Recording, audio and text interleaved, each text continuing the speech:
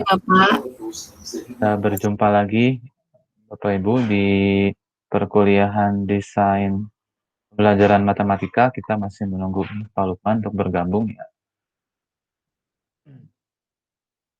Ini saat baru bergabung 9 orang. Udies belum bergabung ya? Udis belum, Pak. Belum ya? Ini masih izin. Masih izin ya? Oke, tidak apa-apa.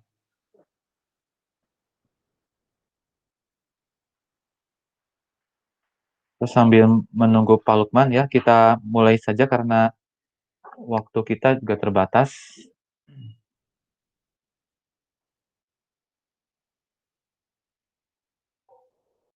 Sebentar, ada ini telepon dari Pak Lukman.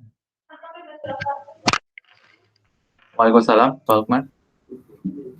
Langsung ya, Pak.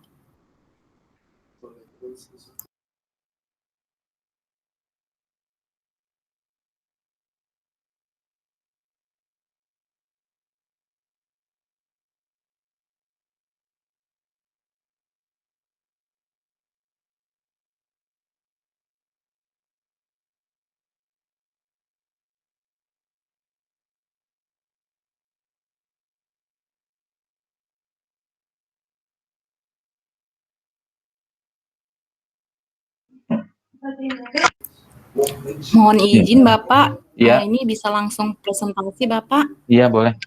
Tadi ada telepon dari Pak Lukman, karena Pak Lukman agak terlambat karena baru pulang dari rumah sakit ya, mengantarkan orang tuanya.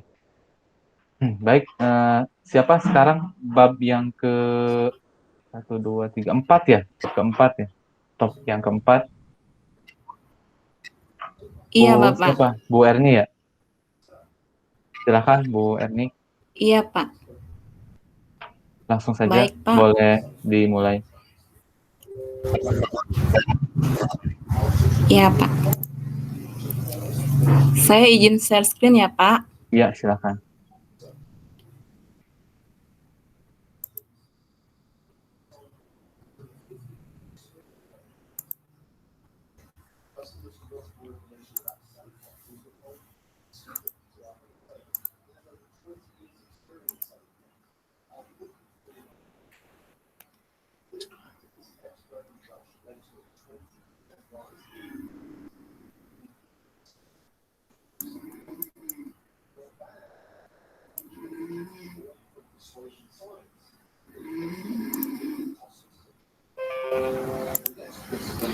Bagaimana, Pak? Apakah sudah tampil?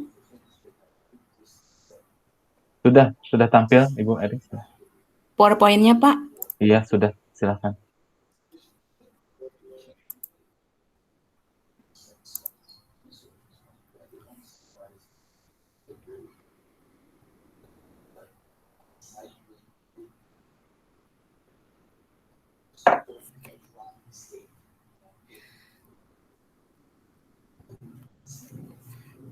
Baik, terima kasih.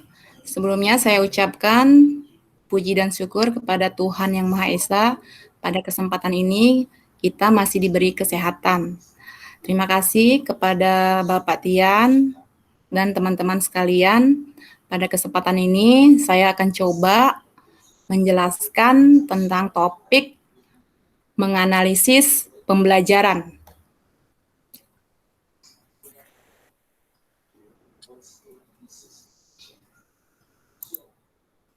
Adapun isinya, yang pertama itu adalah meningkatkan kompetensi dan tujuan pembelajaran. Yang kedua, mendefinisikan teori taksonomi pembelajaran. Yang ketiga, komponen proses pembelajaran.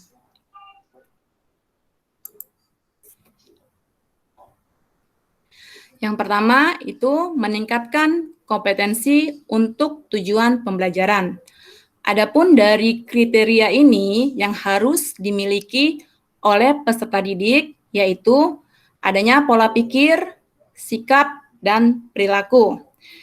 Nah, yang untuk pola pikir ini adalah bagaimana peserta didik itu mampu memunculkan secara luas atau dapat memunculkan ide baru untuk memberikan solusi dalam memecahkan suatu masalah dalam pembelajaran. Nah, kemudian pola pikir ini diturunkan oleh sikap. Nah, bagaimana di dalam sikap ini, bagaimana cara peserta didik itu menyikapi untuk menyelesaikan tugas-tugas yang diberikan oleh pendidik.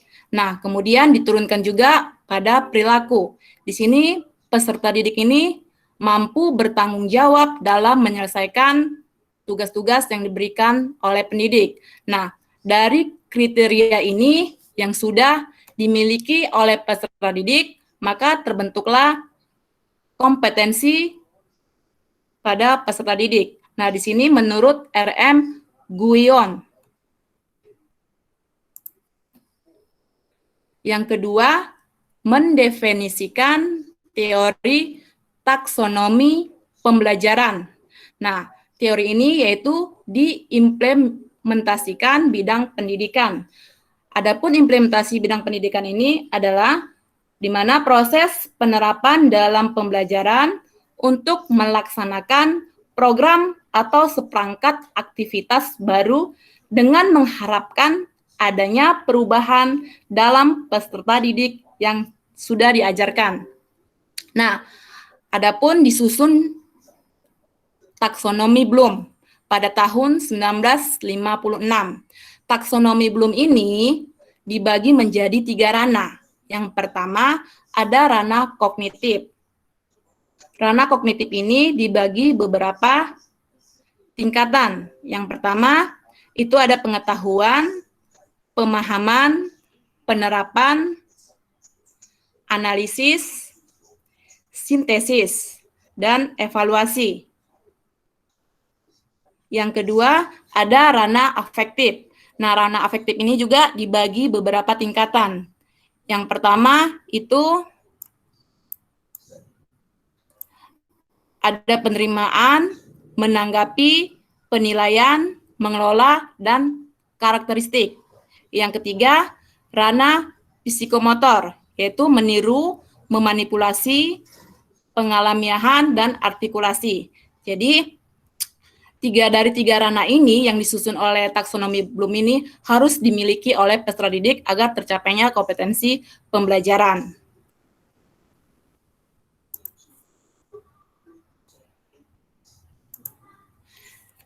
Selanjutnya, yang ketiga ada komponen proses pembelajaran. Untuk tercapainya kompetensi pembelajaran harus dimiliki beberapa komponen yang harus, yaitu komponen pembelajaran ini dapat diuraikan sebagai berikut.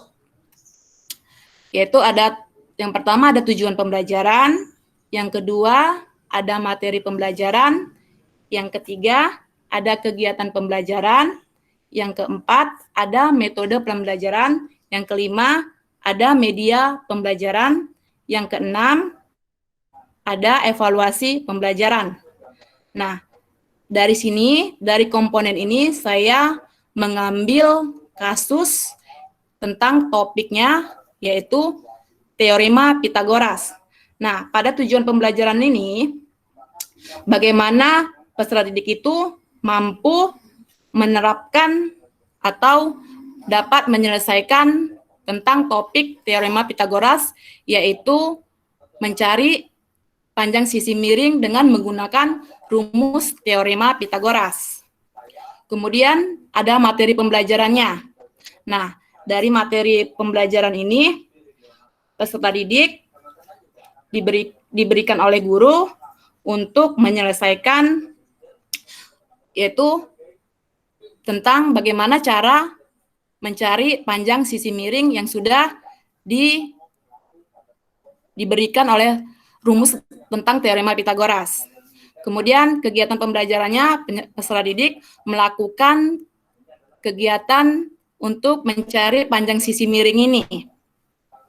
Nah, kemudian metode pembelajarannya yaitu peserta didik ini menggunakan rumus yang sudah ditentukan, yaitu rumus tentang teorema Pitagoras, yaitu A² tambah B² sama dengan C². Nah, Yang selanjutnya media pembelajaran ini peserta didik bisa menggunakan menggunakan media online. Nah, selanjutnya evaluasi pembelajaran. Nah, di sini untuk mengevaluasi peserta didik bisa melihat bagaimana cara menentukan mencari panjang sisi miring dengan menggunakan rumus teorema Pitagoras. Demikian presentasi tentang topik menganalisis pembelajaran. Kurang lebihnya saya memohon maaf. Terima kasih. Ya, sama-sama Bu Erni, terima kasih. Singkat sekali Bu Erni ya. Berapa menit tadi Bu Erni?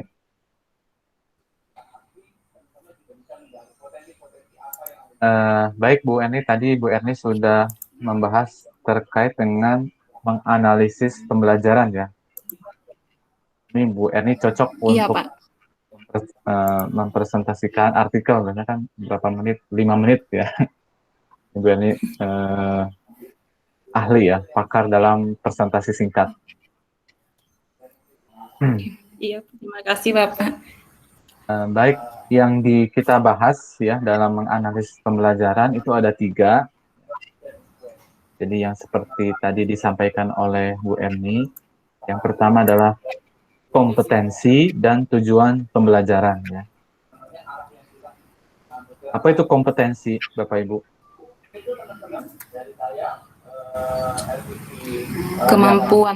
Kemampuan kompetensi itu kemampuan yang dimiliki siswa ya, Pak.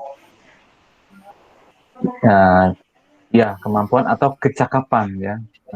Kecakapan yang dimiliki oleh siswa ya, atau ya secara umum oleh seseorang ya dalam melaksanakan sebuah tindakan gitu ya. Nah, kalau dalam pembelajaran apa itu kompetensi yang biasa dilihat?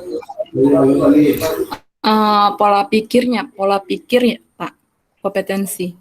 Bagaimana cara peserta didik itu dapat berpikir dengan luas untuk menemukan ide-ide baru, Pak. Ya, itu salah satunya ya. Ya, Pak. Dalam kurikulum kan kita mengetahui adanya KIKD ya, Bapak Ibu ya. Kompetensi inti dan kompetensi dasar gitu ya. Nah, ini arahnya ke sini Bapak Ibu ya. Jadi sebelum kita mendesain sebuah pembelajaran, maka kita perlu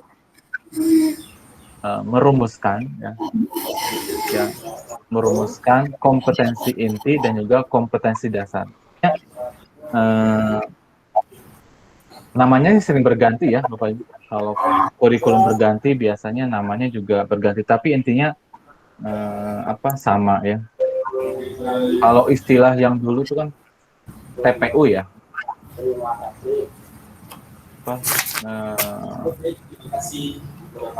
Namanya itu tujuan pembelajaran umum ya. Tujuan pembelajaran umum, kemudian ada tujuan pembelajaran khusus. Nah, yang kita maksud di sini adalah tujuan pembelajaran umum yang isinya itu adalah kompetensi inti dan kompetensi dasar. Nah, tentu bagi kita ini mohon maaf Bu Erni di mute dulu sebentar ya. Iya, Pak.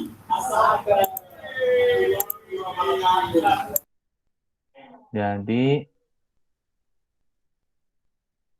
bagi kita ya guru ya atau pendidik biasanya kan kita menerima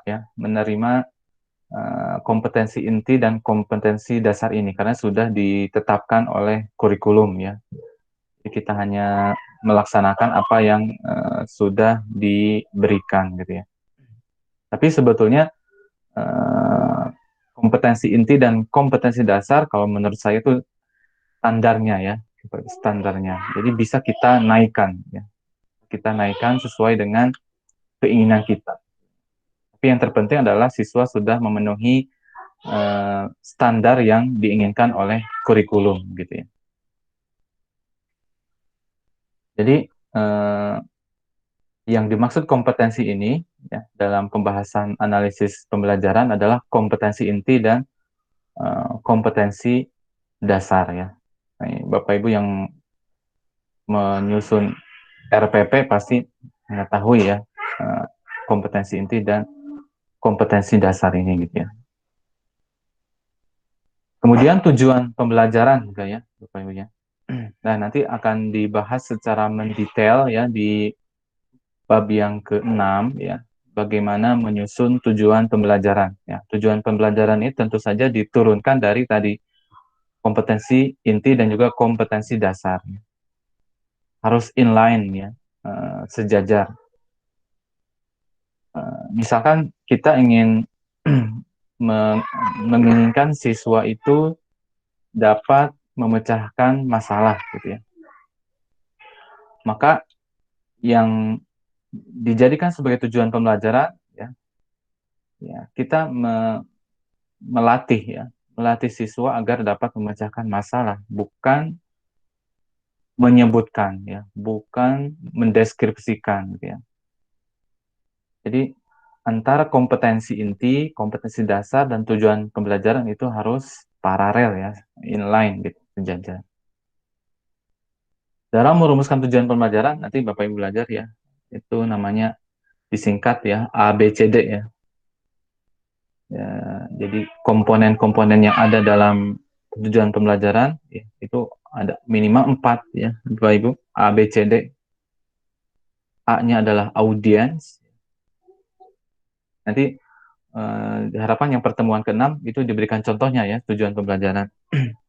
Audiens, A-nya adalah audiens ya. Audiens kita adalah siswa, peserta didik. Kemudian B-nya adalah behavior. Behavior itu kata kerjanya atau perilakunya yang kita inginkan ya. Kemudian C-nya apa Bapak Ibu? C-nya adalah konten ya, kalau tidak salah ya. Jadi konten matematikanya ya. Konten yang kita berikan kepada siswanya gitu ya. Kemudian yang D-nya adalah degree-nya. Jadi misalkan tujuan pembelajaran siswa dapat memecahkan masalah matematika berkaitan dengan topik vektor gitu ya dengan baik. Nah, degree itu menggambarkan sejauh mana performa yang kita inginkan dari siswa dengan baik atau dengan benar, dengan tepat gitu ya. Nah, jadi kesimpulannya kompetensi inti, kompetensi dasar dan tujuan pembelajaran itu harus inline gitu ya. Kemudian yang kedua yang kita bahas ya dalam analisis pembelajaran ini adalah ya, dalam mendesain pembelajaran ini adalah taksonomi ya Bapak Ibu, taksonomi pembelajaran. Di Indonesia itu yang sering kita gunakan ya, taksonominya adalah taksonomi Bloom ya.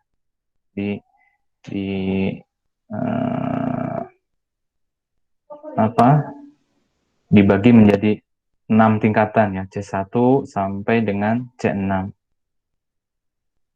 Oh ya, sebelumnya tadi ya, kompetensi inti dan kompetensi dasar itu perlu dilihat juga dari 3 aspek ya. Jadi ada aspek kognitif, ya, aspek afektif, dan juga aspek psikomotor ya. Nah, nanti juga di dalam taksonomi juga nanti diuraikan ya untuk kognitif ya digunakan taksonomi Bloom ya. Tapi sebetulnya bagi kita ya itu ya terutama akademisi itu silahkan dibebaskan dalam memilih taksonomi sebetulnya, tidak terpaku dengan taksonomi yang sudah ada ya, misalnya taksonomi Bloom gitu ya. Jadi Bapak Ibu bisa mengambil taksonomi lain ya. Misalkan ada taksonomi Solo ya. Solo itu structured structure of learning outcome ya. Nah, itu bisa Bapak Ibu gunakan ya. Jadi posisi kita adalah sebagai akademisi ya Bapak Ibu, bukan sebagai guru yang memang hanya menerima apa yang sudah ada gitu ya. Kalau akademisi dia bisa merubah ya sesuai dengan keinginannya, yang tentu saja tujuannya adalah untuk memperbaiki kualitas pembelajaran gitu. Kemudian ada lagi taksonomi Marzano ya. Taksonomi Marzano itu mempunyai dimensi yang lebih kompleks dibandingkan dengan taksonomi Bloom ya, karena taksonomi Bloom ini masih banyak kekurangannya ya. Apalagi taksonomi Bloom ini hanya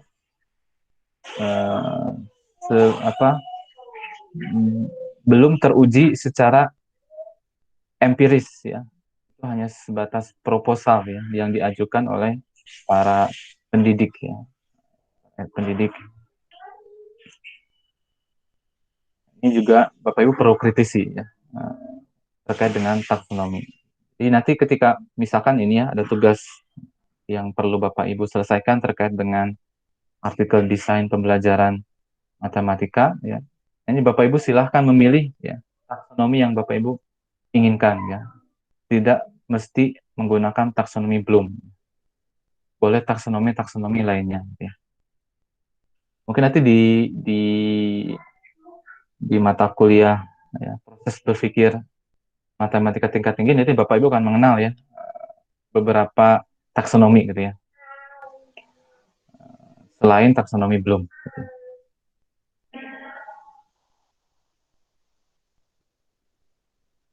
Nah kemudian di analisis pembelajaran ini adalah terkait dengan komponen tujuan pembelajaran, tadi sudah disampaikan ya.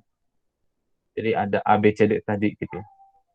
Dalam menyusun tujuan pembelajaran ya, perlu diperhatikan komponen-komponennya gitu ya. Tapi nanti lebih detailnya di bab yang ke-6 ya, merumuskan tujuan pembelajaran secara tepat.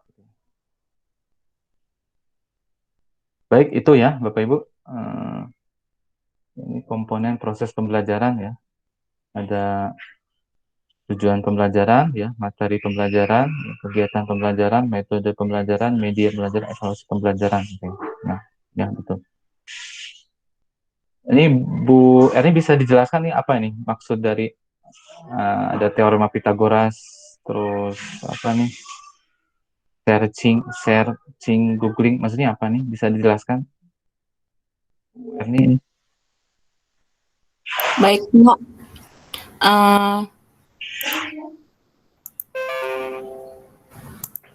Yang untuk ini saya ngambil studi kasus untuk dari komponen pembelajaran ini, Pak. Bagaimana bisa diuraikan coba? Baik, Pak.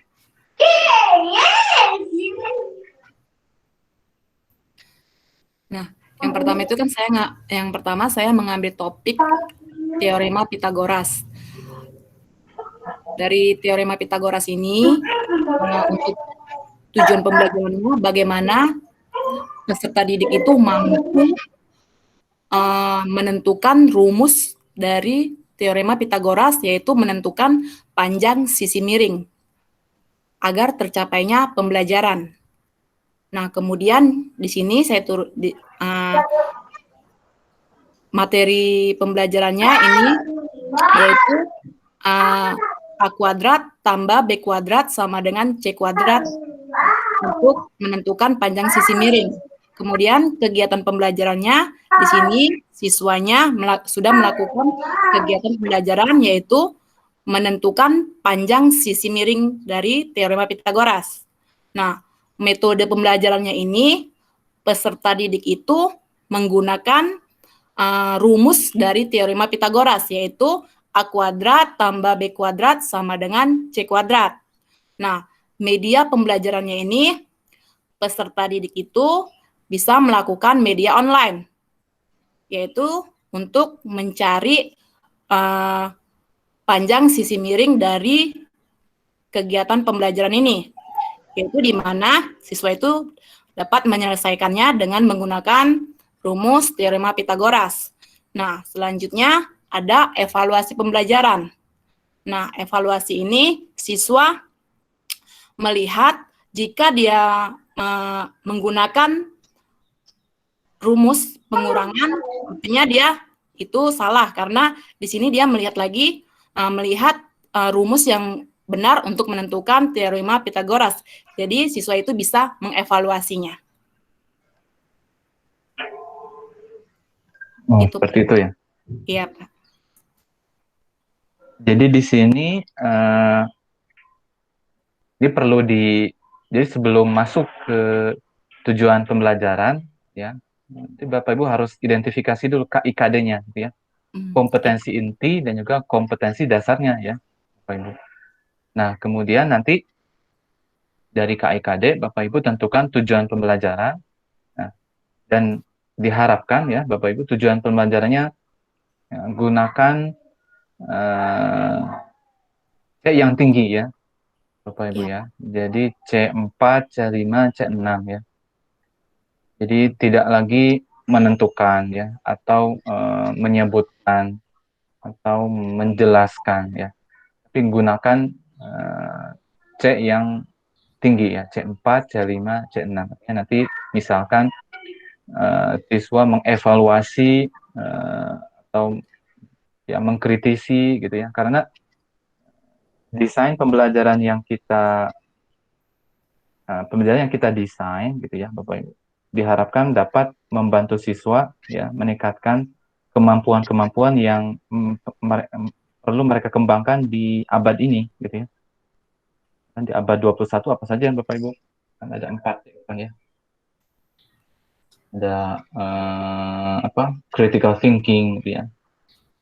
Kolaboratif, komunikasi gitu ya. Terus apalagi satu lagi? Kreatif.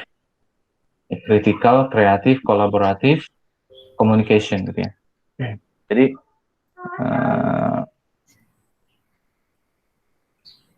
Bapak Ibu yang menjadi bagian dari desainer itu perlu mengarahkan ke sana gitu ya. Bapak Ibu bukan lagi kan di sini sebagai akademisi ya Bapak Ibu. Tidak hanya sebagai praktisi tapi juga akademisi yang mempunyai keleluasaan ya untuk mengarahkan pembelajaran, untuk mendesain pembelajaran ya sesuai dengan keinginan yang tentu saja tujuannya adalah memperbaiki kualitas. Gitu ya. Jadi kalau memperbaiki itu kan istilahnya harus lebih baik ya Bapak Ibu. Jadi nanti dalam artikel Bapak Ibu juga diusahakan ya behaviornya ya kata kerjanya itu masuk kategori C4, C5, C6 ya. Tidak lagi C1, C2, C3 itu sudah lewat lah gitu ya Bapak Ibu ya. Jadi C4 analisis, C5 evaluasi, C6 create gitu ya, men-create. Nanti bisa Bapak Ibu lihat ya, kata kerja yang ada di C4 ya, kata kerja yang ada di C5, kata kerja yang ada di C6. Nanti diambil ya, kira-kira mana yang cocok dan sesuai dengan konten yang atau topik materi matematika yang Bapak Ibu pilih. Baik, terima kasih ya Bu Erni atas presentasinya. Pak Lukman masih belum bergabung sepertinya. Assalamualaikum. Oh sudah Pak Lukman. Pak Lukman, iya silakan Pak Lukman. Kalau ada yang ingin di ini. Sekilas saja ya Pak, karena Pak Tian sudah mengulas banyak. Coba dari awal Bu Erni, maaf tadi saya izin ke Pak Tian untuk sholat asar dulu. Awal sekali judulnya Bu. Oke, tadi saya juga mengikuti ulasan-ulasan dari Pak Tian. Depan sekali judulnya. Oke, analisis pembelajarannya. Oke. Baik, Pak Tian dan Bapak Ibu sekalian. Tadi yang disampaikan oleh Pak Tian saya sependapat ya terkait dengan taksonomi yang ada. Syukur-syukur gitu ya. Ini belum ya Pak Tian ya, untuk tesis kita, teman-teman ini diminta untuk memodifikasi atau menggabungkan dua taksonomi atau dua teori. Belum sampai mengarah ke sana ya Pak Tian? Iya, belum Pak Lukman. Ya, belum, dan memang belum ada. Tingkatan itu sebenarnya memang tingkatan dari jenjang di atas Bapak dan Ibu sekalian. Jadi di doktoral. Lalu meng-create tadi, menciptakan, syukur-syukur kalau memang dari Bapak dan Ibu sekalian itu memang ada. Namun terkadang ada kendala ini Pak Tian terkait hal tersebut. Mungkin kita harus mengkomunikasikan pada pimpinan Pak Tian. Ya. Mungkin diberikan kebebasan kepada teman-teman ini untuk melakukan hal-hal mengeksplorasi kemampuannya. Seperti halnya yang Pak Tian kemukakan tadi, misalkan saja menggabungkan. Saya pikir untuk tesis juga sudah boleh, ya, nggak apa-apa kan? Kalaupun Bapak dan Ibu sekalian itu mampu. Jadi tidak hanya tadi sudah disebutkan, tidak hanya taksonomi blue, yang lainnya boleh ada memang ya. Ada memang kelemahan-kelemahan dari taksonomi blue. Ya masing-masing punya kelemahan dan kelebihan sendiri-sendiri. Nah, disitulah Bapak dan Ibu sekalian bisa menggabungkan yang mana kelebihan yang satu menutupi kelemahan yang lain. Nah, seperti itu. Harapannya itu demikian. Jadi mudah-mudahan ada di antara Bapak dan Ibu sekalian lain ini perlu ditunjang oleh ini Pak Tian, pimpinan yang menyetujui terkait dengan gaya paradigma dalam suatu penelitian. Hanya kemarin yang dikemukakan oleh Pak Tri di grup itu Pak Tian, analisis kesalahan. Iya. Nah, itu Pak Tri ragu-ragu, gitu ya. Sebenarnya itu sudah banyak sekali dilakukan oleh teman-teman di universitas lain. Saya pun juga pernah melakukan penelitian itu di tingkat untuk anak S1 waktu ketika saya ngajar sebelum di UNJ. Itu sudah pernah, bahkan sudah masuk ke jurnal. Namun memang kurang familiar ya di beberapa universitas, sehingga belum dilakukan hal itu, termasuk di UNJ. Namun alhamdulillah dengan banyaknya teman-teman dari berbagai macam universitas, gitu ya. Contohnya Pak Tian, saya, terus ada Bu Mel, mungkin macam-macam, gitu ya. Ada Bu Dwi. Nah, dari beraneka macam ini akhirnya memberikan masukan-masukan, memberikan keluasan kepada Bapak dan Ibu sekalian untuk melakukan mengeksplorasi penelitian-penelitian yang kiranya itu memungkinkan dilakukan. Atau trennya sekarang seperti apa? Itu ya, jadi taksonomi silakan Bapak dan Ibu sekalian menggunakan yang lain. Saya sependapat itu. Lalu terkait dengan yang tadi dicontohkan oleh Ibu Erni, itu memang masih sederhana, mungkin keterbatasan waktu ya.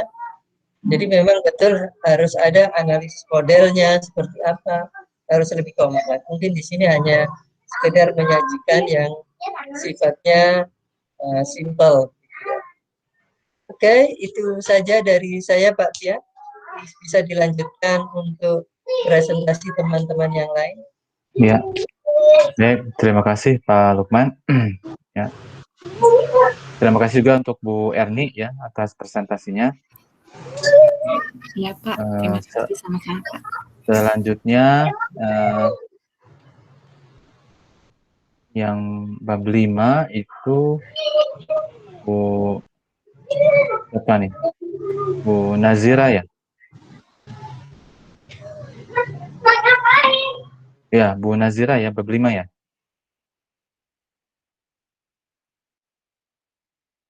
Ya Pak, benar Bu Nazira.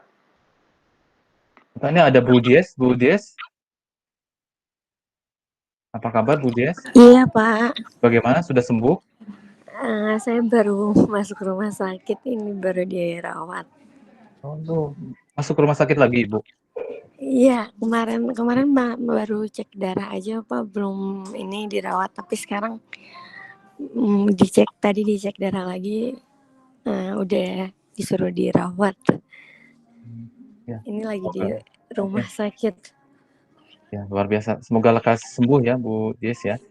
Kalau saya presentasi juga hari ini nggak apa-apa Pak. Tidak perlu Bu Dies.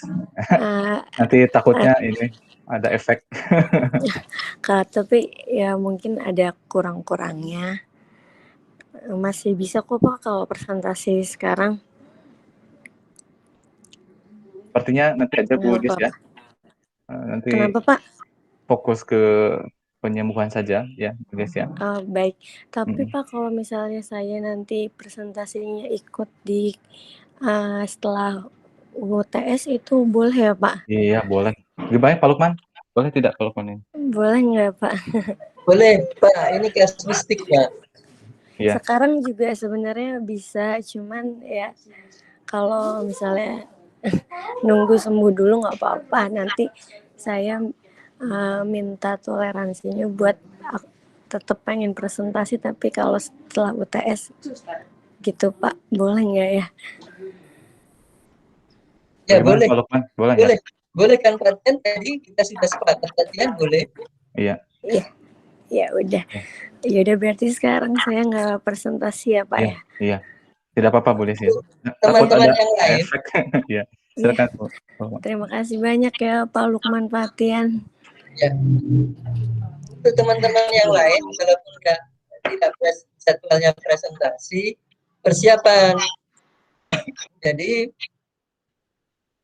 untuk mengisi seperti halnya ada teman kita yang berhalangan, bisa langsung masuk, itu akan lebih baik. Jadi tidak ada kekosongan.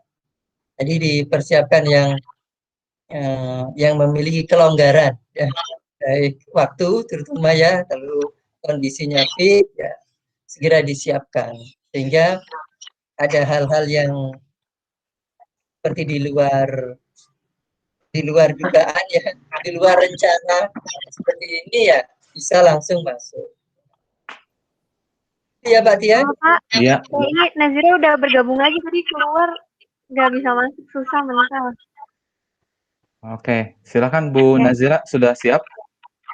Ya, bentar, share screen dulu.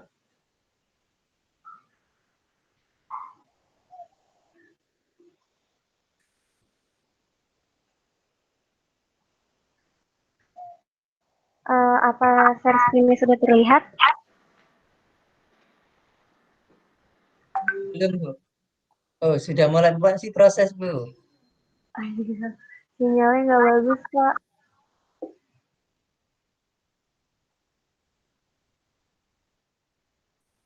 Filenya kirim ke salah satu teman Ibu, ke Pak Yoga misalkan Bu. Saya sudah terlihat Bu Nazira. Ya sudah terlihat. Filenya kirimkan ke Pak Yoga Bu. Oh iya. Japri begitu Bu, sehingga jika ada hal-hal yang butuh bantuan Pak Yoga bisa membantu. Bu, matiin.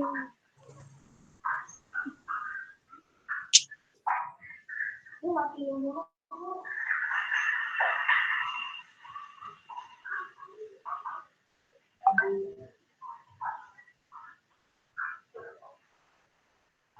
Sebentar ya Pak, ini saya itu dulu hentikan lagi.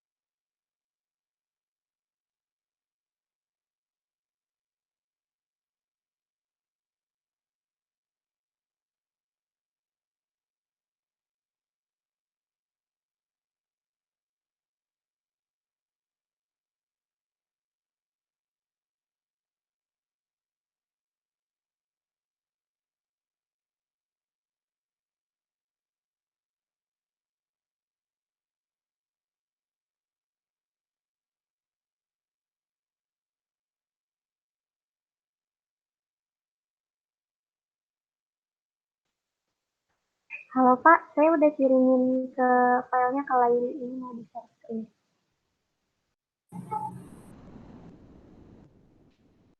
Oke, silakan. Hilang lagi.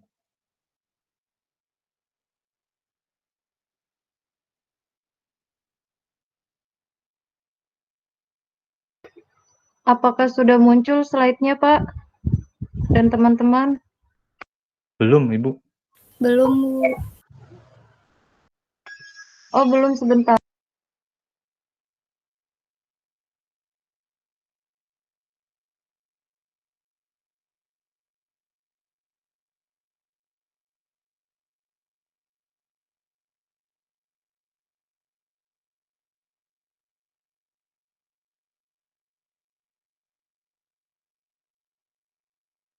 Sudah Bu, sudah muncul. Sudah muncul. Oke Pak. Saya mulai ya presentasinya. Iya, silakan. Assalamualaikum warahmatullahi wabarakatuh. Yang saya hormati Fatian dan Pak Lukman beserta teman-teman sekalian. Untuk kali ini saya akan mempresentasikan mengenai analisis karakteristik peserta didik. Slide selanjutnya, tolong. Secara umum, karakteristik peserta didik dapat dipengaruhi oleh beberapa faktor, yaitu faktor usia, latar belakang, keluarga, keturunan, atau gender. Faktor-faktor ini telah dibawa sejak peserta didik lahir. Selain itu, karakteristik peserta didik juga dapat dipengaruhi oleh keadaan lingkungan sosial yang menjadi titik awal menentukan kualitas hidup.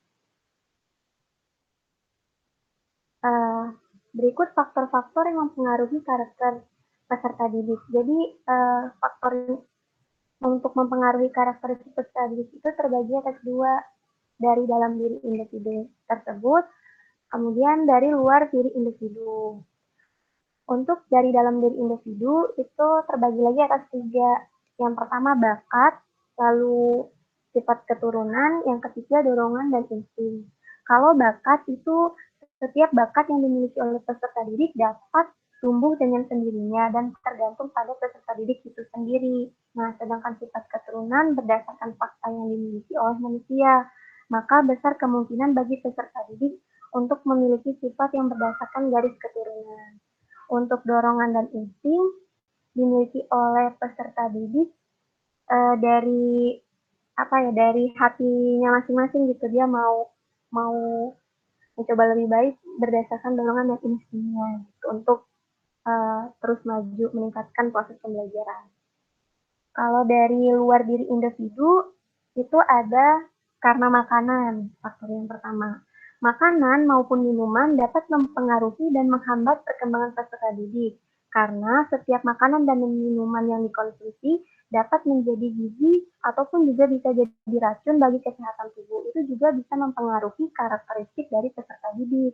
Selain makanan, iklim juga mempengaruhi.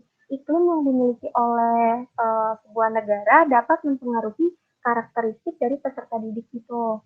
Karena bila iklim di sekitar mereka itu baik atau buruk, itu juga memungkinkan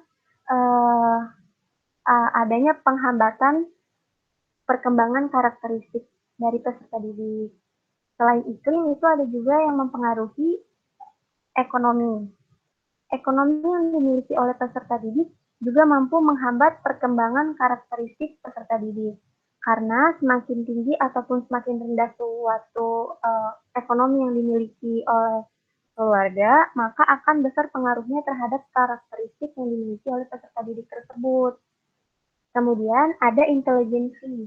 Intelijensi adalah kemampuan intelektual yang dimiliki oleh peserta didik dapat dipengaruhi dari proses pembelajaran peserta didik.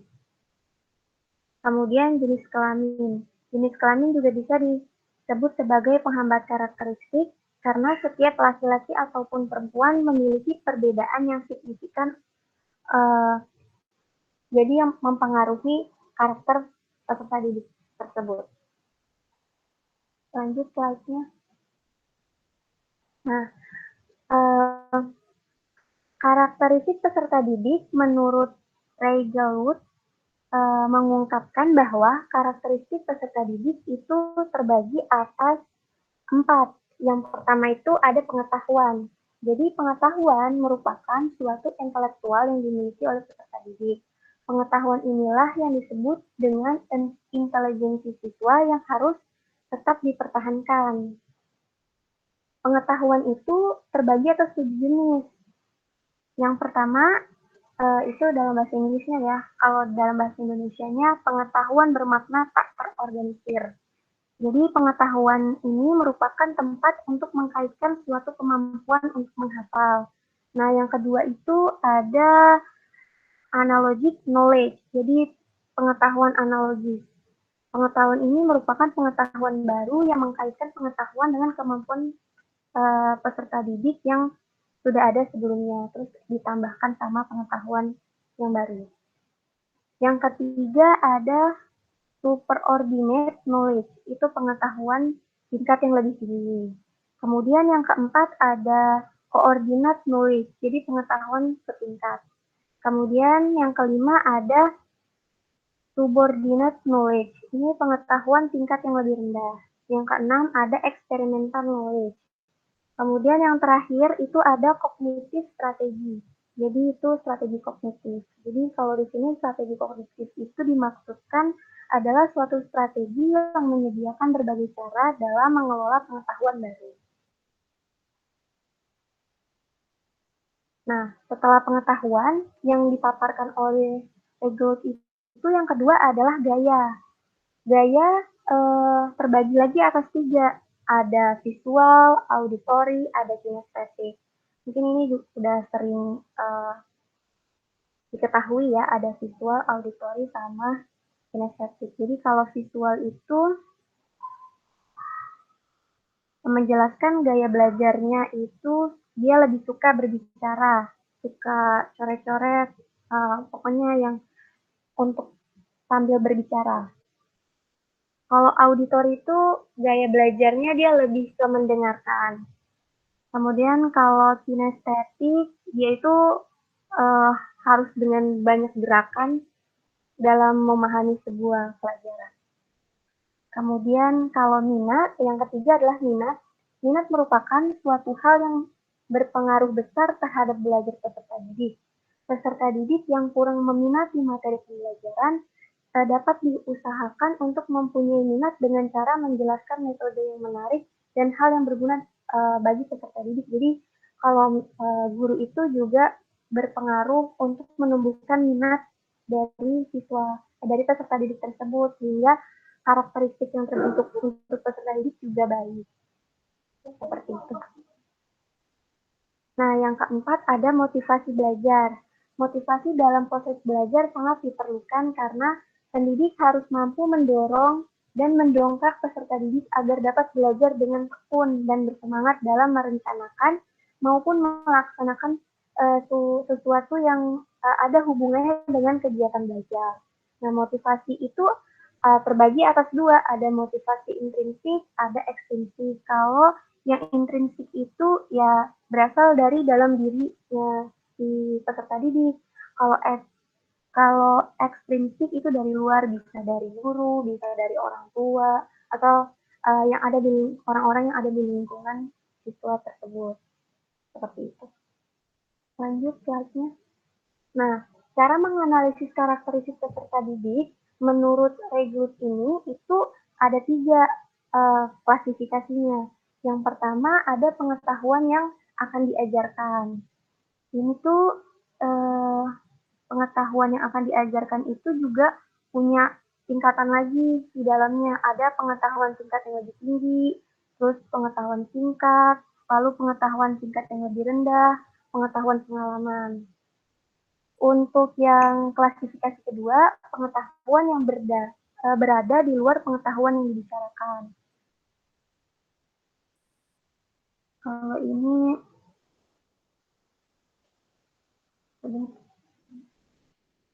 jadi itu kalau yang pengetahuan yang berada di luar pengetahuan yang dibicarakan, jadi dia itu bisa mendapatkan banyak ilmu pembelajaran bukan dari bukan dari sekolah aja atau bukan dari bimbingan belajar, jadi dia dari manapun bisa dapat ilmu gitu. Dan itu juga bisa membangun karakteristik peserta didik. Lalu yang ketiga, pengetahuan mengenai keterampilan generik. Begitu. Oke, jadi kesimpulannya, karakteristik peserta didik itu dipengaruhi oleh banyak faktor. Kemampuan peserta didik dijadikan sebagai kemampuan awal atau tonggak yang berperan untuk meningkatkan pelaksanaan pembelajaran. Hal ini menyebabkan perubahan besar yang membantu memudahkan proses internal yang terjadi pada peserta didik saat melakukan kegiatan belajar. Kurang lebihnya mohon maaf. Wassalamualaikum warahmatullahi wabarakatuh. Waalaikumsalam warahmatullahi wabarakatuh. Pak Lukman, silakan. Waalaikumsalam warahmatullahi wabarakatuh. Baik, terima kasih Pak Tian. Sedikit saja ya, mungkin bisa nanti nambah satu presentasi lagi. Begini, terkait dengan karakteristik peserta didik tadi ya, ada beberapa analisis ya. Memang perkembangannya banyak dipengaruhi oleh beberapa faktor tadi sudah dijelaskan, ada intrinsik, ekstrinsik seperti itu ya. Ini ada yang dari keturunan seperti itu ya. Lalu ada juga dari ini ekstrinsik makanan dan seterusnya. Ya, jadi memang keduanya ini saling menunjang ya. Jadi kalau ada bakat tapi tidak mendapatkan pelatihan juga kurang bagus. Kalau ada pelatihan misalkan gitu, seorang anak namun dia tidak bakat di situ atau tidak memiliki ya dorongan atau insting ya minat, ya kurang bagus nanti hasilnya. Jadi memang harus minat dan bakat itu jadi satu kesatuan. Namun alat ukurnya ini yang mudah-mudahan sekarang lebih bagus gitu ya. Ada kejadian mungkin ya atau kasuistik ya. Namun beberapa teman yang mengklaim alatnya itu kurang bagus. Jadi teman SMA saya dia ingin masuk, kalau dulu ada A1, A2, A3, A4 ya. A1 itu fisika, A2 biologi, A3 itu ekonomi, A4 bahasa. Ini teman saya, sahabat saya ya. Dia inginnya masuk ke biologi. Ya. Namun hasil tesnya waktu itu kurang. Dia sampai stres ya. Tidak keluar ya, tidak kurang, boleh dibilang tidak beraktivitas ya, lebih kurang 2 minggu. Namun ya setelah dia lulus dari S1 dari ekonomi itu dia bekerja mengarah dari S1 itu kelihatan dia ya. Walaupun dia dari sisi ekonomi dia banyak berkutat di bidang ini teknologi ya, komputer. Jadi kemampuannya justru mengarah ke A1 A2. Pun saat ini bekerja pun juga dia mengarah kepada ke sana, bukan bidang ekonominya malah. Nah, ini yang terjadi ini ya. Nah, mudah-mudahan alatnya sudah diperbaiki. Lalu saya kemukakan di grup SMA waktu itu terkait hal ini. Beberapa teman mengemukakan bahwa alatnya tersebut, alat ukurnya itu tidak valid. Nah, ini jadi memang harus ada alat ukur yang valid untuk mengukur seseorang itu bakatnya atau bakatnya kemana dan minatnya kemana. Kan ada orang itu minat tapi tidak berbakat di sana, akhirnya kurang optimal. Atau sebaliknya. Nah, ini kejadian ya, atau kasuistik ini saya kurang tahu. Ini ya harus melakukan ada penelitian lebih lanjut terkait hal ini. Ini fakta sahabat saya ya, saat ini dia justru bekerjanya di bidang IT ya, listrik kayak gitu, yang merancang ini kelistrikan untuk kereta api Jakarta Surabaya, ya, yang untuk yang ini, yang apa luxury namanya, yang bagus itu, yang mahal ya, harganya yang mahal itu. Nah itu eh, eh, teman saya yang mendesain, informasinya seperti itu. Persisnya timnya siapa saja saya kurang tahu. Oke, itu Pak Tian dari saya. Baik, terima kasih Pak Lukman ya atas ininya penjelasannya ya terkait karakteristik peserta didik ya. Saya ingin menambahkan ya, dari apa yang sudah disampaikan Pak Lukman. Ini saya teringat tentang sebuah joke mungkin ya, atau sebuah anekdot ya. Ada gambar gitu ya, ada gambar di situ ada berbagai macam hewan ya. Ada ini yang ada di benak saya ya, Bapak Ibu, ada monyet, kemudian ada kura-kura, ada apa lagi ya, ada siput mungkin ya, terus ada kuda gitu ya. Kemudian diberikan sebuah tantangan kepada hewan-hewan tersebut gitu ya. Tantangannya adalah memanjat pohon gitu ya. Nah, tentu dari tantangan yang diberikan kita bisa menerka gitu ya. Kira-kira hewan mana yang memiliki kemampuan atau berhasil ya untuk memanjat pohon gitu ya. Nah, sebetulnya anekdot tersebut ya atau joke tersebut memang menarik ya, dan kalau dikaji secara teori gitu ya, memang setiap peserta didik dia memiliki karakter yang unik ya. Karena hakikatnya manusia itu unik, Bapak Ibu. Satu sama lain itu berbeda ya. Jadi ketika kita berikan suatu aksi gitu ya, walaupun itu dia kembar, itu bisa memberikan reaksi yang berbeda gitu ya. Artinya menunjukkan bahwa manusia itu unik ya.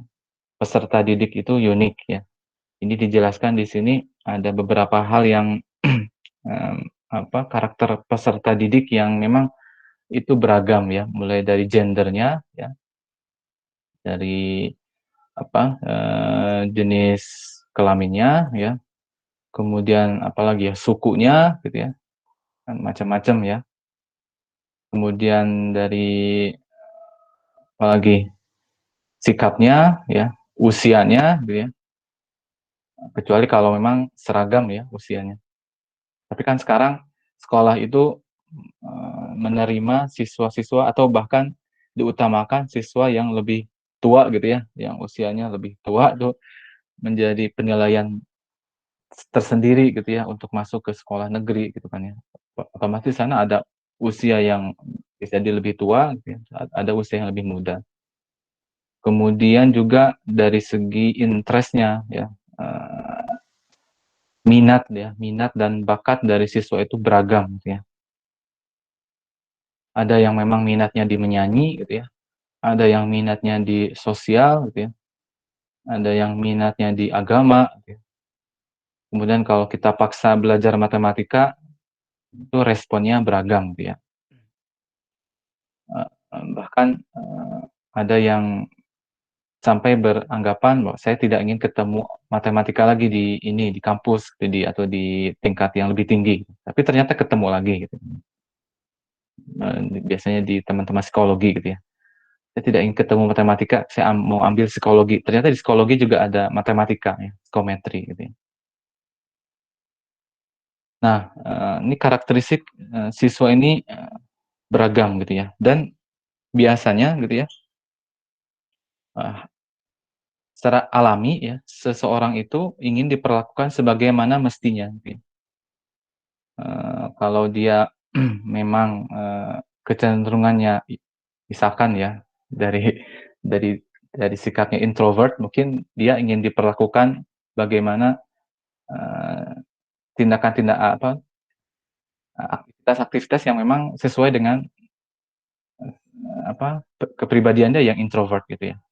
Kalau dia ekstrovert berarti memang kita atau dia ingin diperlakukan dengan tindakan-tindakan yang sesuai dengan kepribadiannya yang extrovert. Nah, dalam mendesain pembelajaran pun, nah kita harus memperhatikan ya karakteristik peserta didik tersebut gitu ya. Dalam menyusun RPP, ya, kemudian aktivitas-aktivitas yang akan dilakukan di kelas itu perlu diperhatikan ya. Misalkan lagi dalam membuat kelompok misalkan ya, itu perlu dilihat ya karakteristik peserta didiknya. Apakah memang misalkan siswa tersebut atau sebagian besar di kelas tersebut ya mereka itu ingin bekerja sama dalam kelompok itu yang seragam, artinya yang satu gender misalkan ya. Jadi laki-laki semua, perempuan semua gitu ya. Mungkin di sekolah agama gitu ya. Jadi kalau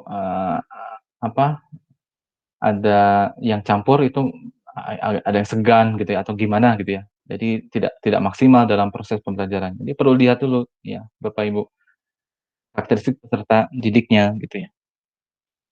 Kemudian selain itu ya, selain kita memperlakukan mereka sebagaimana mereka asalnya seperti apa gitu ya, juga ini berkaitan dengan yang disebut dengan meaningful learning gitu ya. Jadi belajar bermakna. Belajar bermakna itu adalah ketika kita menyampaikan sesuatu sesuai dengan konteks mereka gitu ya. Misalkan, kita pergi ke suatu desa gitu ya, kemudian kita berikan contoh-contoh yang memang tidak ada di desa tersebut gitu ya. Jadi siswa akan kesulitan dalam memahami itu ya. Jadi cultural aspect atau aspek kultur, aspek budaya itu perlu diperhatikan dalam mendesain pembelajaran gitu ya. Ketika tidak cocok atau tidak sesuai dengan kultur atau konteks yang ada di siswa tersebut, itu mereka akan kesulitan dalam memahami pelajaran gitu. Nah, ini terjadi ya, ada beberapa penelitian di Amerika gitu ya. Di Indonesia memang belum ini ya, belum ngetren penelitian bagaimana mengakulturasikan ya budaya dan matematika gitu ya. Jadi, memang pembelajaran kita masih satu tipe gitu ya, seperti yang saya sampaikan kemarin ya, masih satu ukurannya sudah tertentu, jadi S, M, L, XL gitu ya. Jadi sudah fix gitu ya. Kalau di sana ya di Amerika tuh diteliti bagaimana pembelajaran yang disesuaikan dengan kultur ya, kultur non Western ya dengan kultur Western, ya, kultur yang Barat dengan kultur non Barat. Non Barat di sini ada dari Afrika, dari Asia, dari Arab gitu ya. Jadi mereka mengembangkan atau ya menyusun perangkat-perangkat pembelajaran yang disesuaikan dengan kultur mereka gitu. Karena di sana soal-soal matematika itu dibuat dalam bentuk soal cerita sehingga konteks ya menjadi hal yang sangat penting ya dalam pembelajaran matematika terutama yang menggunakan soal-soal cerita gitu. Nah, jadi intinya nanti Bapak Ibu juga saya kembalikan lagi ke output dari perkuliahan ini mengembangkan desain atau mendesain pembelajaran nanti perlu dianalisis juga ya. Jadi misalkan Bapak Ibu yang menjadi guru di satu kelas ya atau di satu sekolah itu dianalisis dulu bagaimana karakteristik dari siswanya dari gendernya kemudian dari sikapnya minatnya kemudian latar belakang pengetahuannya gitu ya bisa juga dilihat dari prasyaratnya. Nah itu juga penting Bapak ya pengetahuan prasyaratnya prerequisite knowledge ya pengetahuan sebelumnya apakah siswa tersebut memiliki kemampuan awal yang cukup ya untuk topik selanjutnya atau tidak. Sehingga nanti perlakuan yang diberikan itu sesuai dengan kondisi mereka, ya. Nyaman mereka, jadi mereka nyaman ketika belajar matematika. Ya, itu ya dari saya terkait dengan bagaimana menganalisis karakteristik peserta didik, ya. Atau ada tambahan lagi dari Pak Lukman? Cukup Pak, ini Cukup, ya. bagaimana Pak? Lanjut lagi satu atau bagaimana? Ini yang kelima Pak Lukman, jadi untuk saat ini sudah kita sampai bab 5 Pak Lukman, ya. Oh gitu. Ya Bab tapi 5. iya, tambah 2 orang lagi nih Pak. Iya. Itu bagaimana Pak Lukman kita bicarakan nih sekarang nih? Ya kita bicarakan bagaimana ini. Ada 2 mahasiswa tambahan. Ya tapi saya lihat Bu Norma tadi keluar, nggak tahu keluar kenapa ini. Yang Bu Endang ada. Jadi kita ada 12 jadinya. Ada 12 ya Pak Lukman, ya. Ya. Nggak apa-apa kalau sekarang kemalaman Pak. Mungkin di sela-sela pertemuan kita itu, walaupun tetap di GZR-nya itu tetap materinya itu. Oh, usul silakan Bu Endang kalau mau usul. Ya, Assalamualaikum Pak Tian dan Pak Lukman serta teman-teman yang lainnya. Saya izin baru hadir karena memang baru mendaftarkan ya Pak ya. Barangkali saya sudah mendengarkan beberapa materi dan saya sudah membuka tugas-tugas materi-materi yang ada di Google Classroom. Insya Allah nanti saya akan melengkapi tugasnya. Barangkali saya mohon arahan dari Pak Tian atau Pak Tian dan Pak Lukman, apa yang harus saya lakukan untuk berikutnya? Mohon pengarahan dari Bapak. Terima kasih Pak. Assalamualaikum. Waalaikumsalam warahmatullahi wabarakatuh. Ya, halo Pak Tian. Ya. Pak Tian sudah menyiapkan 2 materi lagi Pak Tian. Belum Pak Lukman nih. Nanti kita rundingkan kalau gitu Pak. Iya, rundingkan dulu mungkin ya. Ya kita punya 8 pertemuan lagi Pak Lukman ya. 8 pertemuan, kemudian 5 pertemuan sudah kita plot ya ininya. Jadi tersisa 3 pertemuan lagi. Dan kalau 3 pertemuan ini diambil 2 berarti tinggal tersisa 1 pertemuan. Tidak mungkin ke 1 pertemuan untuk berapa ini? Untuk 7 presentasi sepertinya agak kurang ini. Mungkin nanti solusinya ada beberapa topik yang double mungkin ya Pak Lukman ya. Atau sub-sub gitu gimana Pak? Sub-sub ya mungkin gitu ya. Ya, jadi 1 topik besar, sub-subnya itu dibagi gitu Pak. Bagaimana ya, Pak? Boleh Pak Lukman ya. Nanti kita musyawarahkan kalau gitu Pak. Iya. Ada ada hal yang memang harus kita diskusikan. Nanti Pak Tian kita janjian gitu kalau gitu jam berapanya Pak Tian.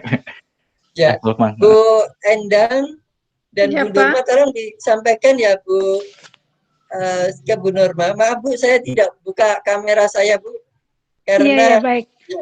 Nanti khawatirnya mempengaruhi puasa ya Pak. Sinyal, baik, saya juga matikan. Oke, ya baik Pak. Apa ya? Nanti saya akan musyawarah, Ibu ikuti saja ini tugas-tugas yang harus diselesaikan. Ya, segera diselesaikan Bu yang ada. Iya, Pak. Iya, baik, Pak. Begitu ya Pak Tian ya? Iya. Nanti sambil kami akan memberikan topik-topik yang harus Ibu Bu Endang dan Bu Norma ini kerjakan. Ada tugas yang harus itu Bu membuat artikel Bu, sudah disampaikan di grup oleh Pak Tian Bu. Iya. Nah, Ibu siapkan aja itu dulu. Iya, baik. Sambil menunggu topik dari kami yang harus Ibu presentasikan. Baik Pak. Nanti akan kami segera ya Bu ya. Ya, mungkin insya Allah Ya insya Allah nanti malam kami akan bermusyawarah dengan Pak Tian. Ini kan sudah menjelang maghrib. Jadi nanti mungkin setelah salat isya kami akan musyawarah. Setelah taraweh mungkin ya. Iya, boleh. Setelah taraweh ya kita akan musyawarah. Nanti akan saya sampaikan baik maupun di grup. Baik Pak Lukman, terima kasih. Ya, itu. Begitu Pak Tian ya Pak Tian. Iya. Nanti untuk detail tugasnya mungkin Bu Endang bisa ini tanya ke Pak Yoga ya. Nah, Pak Yoga, tolong Pak Yoga dibantu Bu Endang terkait dengan tugas-tugasnya. Ya, baik Pak Tian. Halo Pak Yoga monitor. Pak Yoga mungkin keluar. Baik ya, Pak, nanti saya ada Pak Yoga. Ada ya Pak Yoga ya. Ada takutnya keluar. Tolong dibantu Bu Endang terkait dengan tugas-tugasnya ya, Pak Yoga ya. Halo Pak Yoga. Ya Pak, siap. Oke. Sekaligus Bu Norma, maaf, Bu Endang tolong Bu Norma sampaikan juga ya untuk menghubungi Pak Yoga ya. Baik Pak Lukman, makasih. Ya, Insya Allah siap. Ya jadi nanti biar berimbang gitu antara Ibu dan Bu Norma. Baik gitu, Pak, terima kasih. Kayak gitu. Bagaimana Pak? Terima kasih Pak. Ya Bu. Bagaimana Pak Tian ini? Iya. Ada tambahan lagi dari Pak Tian? Iya, terkait dengan ini tugas membuat artikel Bapak Ibu. Jadi tadi sudah saya sampaikan di grup Bapak Ibu ya terkait dengan judul. Saya ulangi Bapak Ibu memilih satu topik matematika, bukan bukan variabel penelitian ya Bapak Ibu ya. Ini topik matematika ya. Misalkan tadi yang dibuat oleh Bu Heronisa itu misalkan materi segi 4. Nah, kemudian setelah memilih topik matematika, nanti Bapak Ibu mendesain pembelajaran untuk topik tersebut gitu ya. Boleh menggunakan sebuah pendekatan ya, misalkan pendekatan RME atau ditujukan ya untuk meningkatkan salah satu kemampuan matematis itu boleh gitu ya.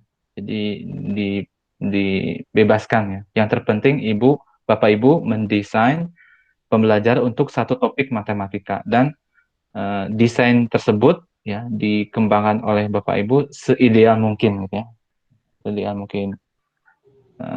Template-nya sudah saya sampaikan ya, saya berikan di grup. Itu boleh menggunakan bahasa Indonesia, boleh menggunakan bahasa Inggris. Tapi kalau yang menggunakan bahasa Inggris ada poin tambahan ya, Bapak Ibu.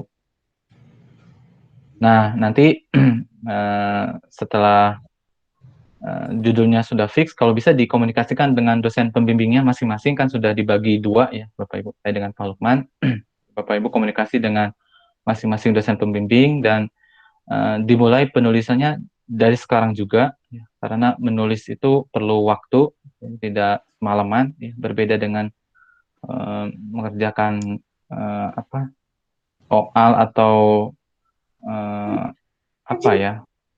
mengarang gitu ya. Ini bukan mengarang tapi perlu hal-hal yang dikumpulkan ya, seperti kurikulumnya, kemudian taksonominya ya, analisis lainnya gitu ya. Itu sudah ada di template-nya. Jadi Bapak Ibu tinggal mengisi gitu ya di bagian bawahnya. Jelas ya Bapak Ibu? Mohon interupsi Pak Tian. Iya, silakan Bu Endang. Mohon interupsi.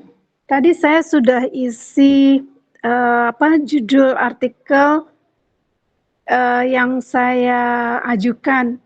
Barangkali nanti apakah pemilihan judul, maksudnya penetapan judul itu akan dipilih oleh dosen atau mahasiswa itu yang memilihnya? Jadi kan ada 3 alternatif Bapak Ibu ya. 3 alternatif, nanti silakan komunikasikan dengan dosen pembimbing kira-kira mana yang bagus ya. Kalau misalkan diberikan kebebasan buat mahasiswa untuk memilih, kata dosen silakan memilih, nanti Bapak Ibu yang memilih. Tapi kalau dosen pembimbingnya yang menentukan juga tidak apa-apa gitu ya. Fleksibel ya Bapak Ibu. Oh gitu. Satu lagi Pak Tian, mohon maaf. Dosen pembimbing yang dimaksud itu adalah dosen pembimbing mata kuliah ini atau dosen pembimbing tesis? Mata kuliah ini, Bu. Iya, Kemudian baik. Bu Endang dan Bu satu Bu lagi Nurma. siapa? Bu Nurma Nurma. belum di ini, Pak Lukman ya. Ya, belum mendapat bagian. Nanti kami akan musyawarahkan Bu Endang. Iya Pak, mohon maaf. Kita bimbing ataukah dibimbing oleh Pak Tian. Iya, baik. Ya, baik. Makasih Pak Tian, Pak Lukman. Iya, sama-sama, Bu Endang. Itu dari saya. Ada yang tanyakan lagi, Bapak Ibu? Cukup sepertinya ya. Pak Lukman cukup ya? Ya cukup Pak, biar ibu-ibu ini bisa persiapan. Iya, mempersiapkan ini buka puasa.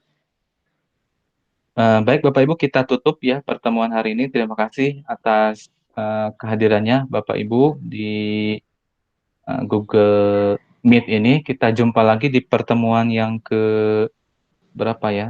14 ya mungkin ya. 14 atau pertemuan ke-15 ya, 15-16 untuk kembali lagi mereview, melakukan refleksi apa yang sudah kita bahas di Google Classroom ya. Sampai pertemuan ke-15 kita asinkronus ya. Bapak Ibu tetap tiap pekan mengerjakan tugasnya, membaca dan mengerjakan tugasnya dan di submit ya. Begitu. Baik, kita tutup. Terima kasih. Assalamualaikum. Iya, silakan. Ini tambah 2 apa cukup ya Pak Tian ya, 2 kali pertemuan untuk sinkronus Pak Tian? Gimana? Tambah 2 teman, ini ada Bu Endang sama Bu Nurma ini 2 pertemuan untuk sinkronus cukup Pak ya? Ini kan berarti ada 5, berarti tinggal 7 Pak. 7 ya. Ya 7 berarti 3 dan 4 nantinya Pak. Iya.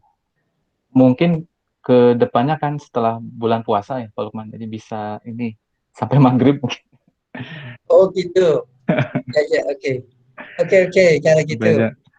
Iya, karena kan kita sekarang terpotong ini ya, karena ada keperluan buka puasa, jadi kita potong sampai jam 5 gitu ya. Mungkin nanti setelah bulan puasa sampai jam 6 mungkin Pak Lukman. Oke, ya. Atau nambah pertemuan gitu iya, loh Pak. Iya. Jadi pertemuannya itu pendek-pendek tapi banyak kan ya sama saja Pak. Iya, boleh Pak Lukman. Ya, nanti kita musyawarahkan aja Pak. Oke, siap. Baik. Sementara sesuai jadwal ya Pak Tian ya. Iya, sesuai jadwal dulu. Ya. Cukup Pak Lukman? Cukup Pak, silakan ditutup Pak. Baik, kita tutup Bapak Ibu. Selamat sore, selamat menjalankan ibadah puasa bagi yang menjalankan. Semoga semuanya dalam keadaan sehat walafiat. Assalamualaikum warahmatullahi wabarakatuh. Amin. Waalaikumsalam. Terima kasih Bapak Lukman, Bapak Tian. Selamat berbuka puasa Bapak Lukman, Bapak Tian. Ya, sama-sama. Ya, Liv. Ya, izin saya juga keluar forum.